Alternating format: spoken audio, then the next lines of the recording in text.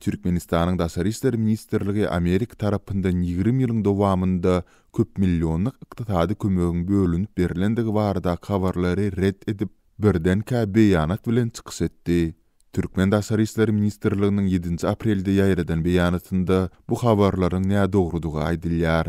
Amerikanyň ilçihanasy Birleşen Ştatlaryň Türkmenistan bilen 25 ýyllyk Sultan Ötüs proýektlerining üstü arkaly alyp baran hyzmatdaşlygyna buýsunýandygy barada Azatlyk radiosuna gurrun berdi. Türkmen Daşary işleri ministrliginiň beýanatyny Amerikanyň Aşgabatdaky ilçihanasynyň 6 apreldaky press releasinde berilen maglumatlary talgylanyp çykan habarlar sebäp boldy. Sol beýanatda Amerikalılaryň Türkmenistanyň suýunyň 28 martynda Türkmenistandaky 10 Amerikan raýatynyň Amerika dolanmaga ýardym etmegine minnetdarlyk bildirýändigi aýdyldy. Bu beýanatda dünýädäki koronavirus garşy görüşe berilen himayatyň çäklerinde Amerikanyň Birleşen Ştatlarynyň Türkmenistanyň laboratoriýa ulgamlaryny taýýarlamak, hadiseler tapmagy we epidemiologik güdükçiligi güýçlendirmek, tehniki hünärmenlere jogap bermek we taýýarlyk görmek üçin goldamak, hoplar barada duýdurmak we beýleki meselelerde goldaw bermek üçin 920 000 Amerikan dollaryndan gowrak kömek edendigi hem bellenildi.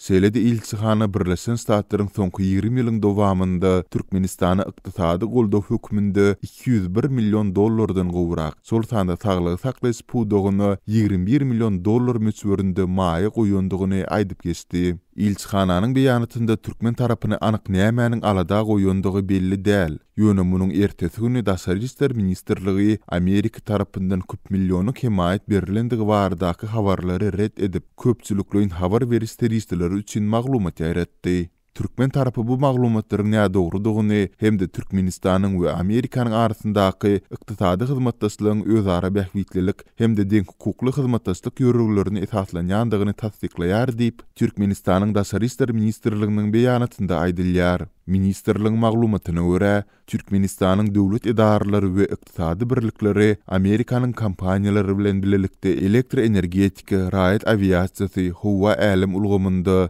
owa hojulukda we strategik taýdan ähmiýetli bolan beýleki ençim ugrlarda umumy bahasy 3,5 milliard dollara barabar bolan 167 tane taslamalary, şertnamalary durmuşa geçiripdirler. Türkmen tarapy elektr energiýa detgallaryň gurulşynyň aviasiýa, owa hojuluk, gurulşy ýol tehnikalarynyň getirilmeginiň, seýlede Amerikan kompaniýalarynyň gatnaşmagynda işleriň hem de hyzmatlaryň ýerine ýetirilmeginiň buýrujysy bolmak bilen ýokarda görkezelen taslamalaryň çäklerindäki degsli tölegleri özüniň hususy pul teristleriniň hasabyna amala aşyrandyr diýip Türkmenistanyň Daşary işleri ministrliginiň beýanatynda bellenilýär. Azatlyk radiosy Türkmen tarapynyň beýanaty barada kommentariýa sorap Amerikanyň Aşgabatdaky ilçihanasyna ýüz tutdy. İlçihana Amerikan tarapynyň Türkmenistan bilen hyzmatdaşlygy ıgrarlydygyny aýtdy. Birleşen Ştatlar Türkmenistan bilen 25 ýyldan gowrak wagt bäri birnäçe ugrda sultanda kerhanalarymyzyň arasyndaky sowda hyzmatdaşlygy, C5 gosmak bir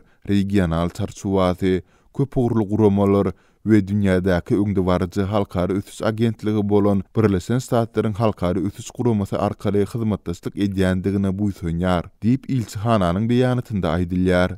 İlçihananyň maglumatynda Amerikanyň dünýä boýunça COVID-19 pandemiýasyndan gorunmaga himayet bermek üçin 274 million dollarlyk himayeti göýberendigi, munyň takminan 920 000 dollarynyň Türkmenistana niýetlenendigi hem nykdalýar. İlçihananyň wekili hatüstü bilen iweren jogabynda Amerikanyň halkary ötüş guramasy, ýagny USAID arkaly Türkmenistana berilen himayet baradaky maglumatlary görkezýän web saýtynyň salgysyny hem ugratdy. Ondaky maglumatlara görä 2001-nji ýyldan bäri Türkmenistan USAID arkaly 197 million dollardan hem aşy himayeti alypdyr.